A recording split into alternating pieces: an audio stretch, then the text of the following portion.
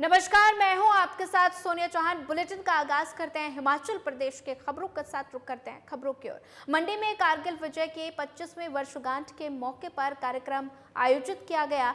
विजय दिवस के अवसर पर नेता प्रतिपक्ष जयराम ठाकुर ने कारगिल युद्ध की जीत में भूमिका निभाने वाले सैनिकों को याद किया।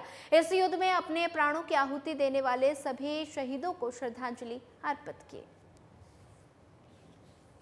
कारगिल विजय दिवस के अवसर में मैं सभी उन वीर सैनिकों को श्रद्धांजलि देता हूं जिन्होंने अपने जीवन की कुर्बानी दे करके देश की रक्षा के लिए एक बहुत बड़ा योगदान दिया है।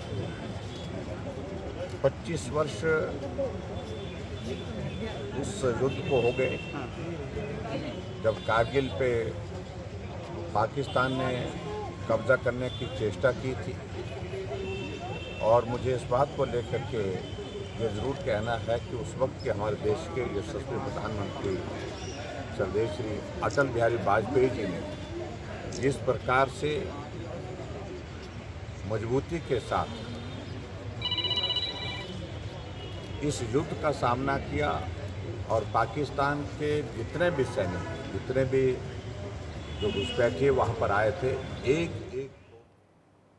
कारगिल विजय की 25वीं वर्षगांठ के मौके पर शिमला के गेयटी थिएटर में सरकार के सैन्य कल्याण विभाग की ओर से राज्य स्तरीय कार्यक्रम का आयोजन किया गया, जिसमें स्वास्थ्य और सामाजिक न्याय अधिकारिता मंत्री कर्नल धनीराम शांडिल मुख्य अतिथि के रूप में शिरकत की और शहीद जवानों को याद करते हुए श्रद्धांजलि अर्पित की। वहीं सेना कमान शिमला की तरफ से भी कारगिल विजय दिवस पर 24 और 25 जुलाई को शिमला के रिज मैदान और गेयटी थिएटर में कई गतिविधियों का आयोजन किया गया। इस मौके पर मंत्री कर्नल धनीराम शांडिल ने कारगिल युद्ध में भाग लेने वाले जवानों और शहीदों के परिजनों को सम्मानित भी किया।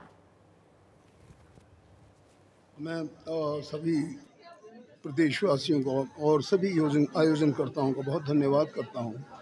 उन्होंने कारगिल दिवस जो हमारी 25वीं वर्षगांठ है इस यादगार मौके पे जो ये फंक्शन किया है एंड डीसी साहब और एसपी साहब and all the administrative staff जिन्होंने इसे आयोजित किया।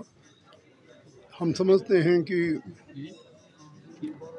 उन जवानों ने जिन्होंने अपने प्राण की आहुति दी, जो सर्वोच्च बलिदान होता है वो अपने प्राणों को न्यौछावर करना है, राष्ट्र की संप्रभुता, राष्ट्र की एकता अखंडता के लिए, अपने देश की रक्षा के लिए, उस माटी के लिए जिससे उनकी पहचान बनी है उसकी रक्षा करते हुए इन्होंने खासकर the line of sort of fire पर जिन्होंने अपनी जीवन लीला समाप्त की है, उनको याद करने का ये दिन हमारे 25वीं वर्षगांठ के रूप में हम हमेशा।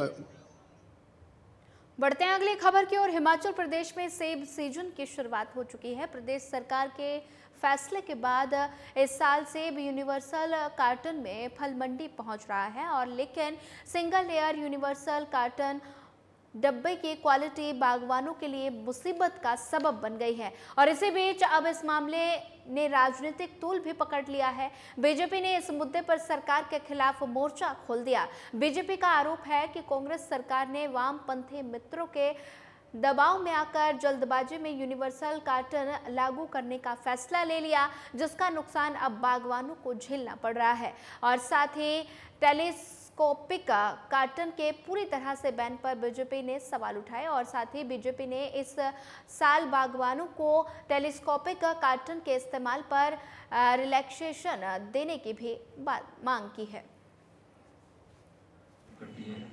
और आज ये इंडस्ट्री कहीं ना कहीं बहुत बड़े खतरे में आ गई है। एक बात हम बड़े क्लियर कर लें, कुछ दिन पहले मैंने रोडू में भी इस प्रेस के साथ, आपके कलीग के साथ संवाद किया था और हम पहले भी इस बात को बोलते रहे हैं। स्वर्गीय बरागटा जी यूनिवर्सल कार्टन को लेकर आए थे और हम इसका वेलकम करते हैं। और मुझे लगता है प्रिंसिपल ऑपोजिशन पार्टी होने के साथ हम इसमें जो खामियां हैं वो प्रेस के माध्यम से सरकार को बताना चाहते हैं कि इसको कैसे आप ठीक कर सकते हैं और उसमें क्या क्या खामियां आ रही हैं। बहुत कन्फ्यूजन बागवानों के बीच में अभी यूनिवर्सल कार्टन को लेकर है। टेलीस्कोपिक जो कार्टन है उसकी बहुत बड़ी इन्वेंट्री लोगों के पास पड़ी है, उसमें क्या होगा, सरकार इसके बारे में भी अपनी जो स्थिति है वो स्पष्ट करे। काफी वर्षों से टेलीस्कोपिक कार्टन हिमाचल प्रदेश में बागवान यूज कर रहे थे, और अब एकदम हिमाचल सरकार ने, माननीय मंत्री महोदय ने ये कानून हिमाचल प्रदेश के बागवानों पर थोपा है, जिससे बागवानों को बहुत सारी दिक्कतें आ रही है। और भारतीय जनता पार्टी यही विनती सरकार से की थी कि आप इसमें बागवानों को रिलैक्सेशन दे। जो बागवानों के पास स्टोरों में टेलीस्कोपिक कार्टन है, और सैकड़ों में नहीं हजारों में शिमला में पटवारी और कानूनगो की हड़ताल के मामले पर राजस्व मंत्री जगत सिंह नेगी ने प्रतिक्रिया दी। उन्होंने कहा कि जनहित में इनका स्टेट काडर किया गया है, सीनियोरिटी में कोई बदलाव नहीं होगा और सरकार स्टेट काडर करने के बाद इनके ट्रांसफर नहीं करने देगी, और बल्कि जहां जरूरत होगी वहां ट्रांसफर करेंगे। वहीं उन्होंने कहा कि अब हर क्षेत्र सड़कों से जुड़ा हुआ है, कनेक्टिविटी बढ़ गई है, इसलिए किसी को भी दिक्कत नहीं होनी चाहिए। जनता को हरासमेंट करना बर्दाश्त नहीं होगा। और वहीं यूनिवर्सल कार्टन पर गरमाई सियासत पर बीजेपी विधायक बलवीर वर्मा पर बागवानी मंत्री जगत सिंह नेगी ने निशाना साधा। मंत्री नेगी ने कहा कि यूनिवर्सल कार्टन की नोटिफिकेशन से पहले आपत्ति दर्ज करने के लिए 1 महीने का समय दिया था, और तब उन्होंने कोई भी आपत्ति नहीं दी।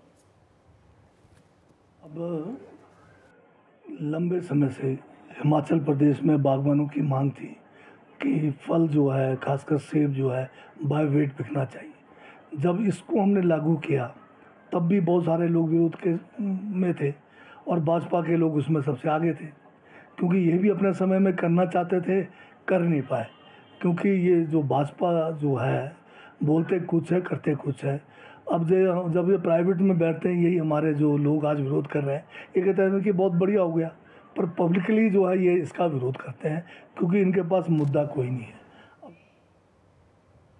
धर्मशाला में लगभग 2 वर्षों से निर्माणाधीन पठानकोट मंडी 4 लेन से आम जनता त्रस्त है, और साथ ही मानसून शुरू होते ही कंपनी की ओर से जहां तहां किए गए सड़कों पर गड्ढों में बरसात का पानी और कीचड़ भरा है, और जिससे आम लोगों का जनजीवन बेहाल हो गया है।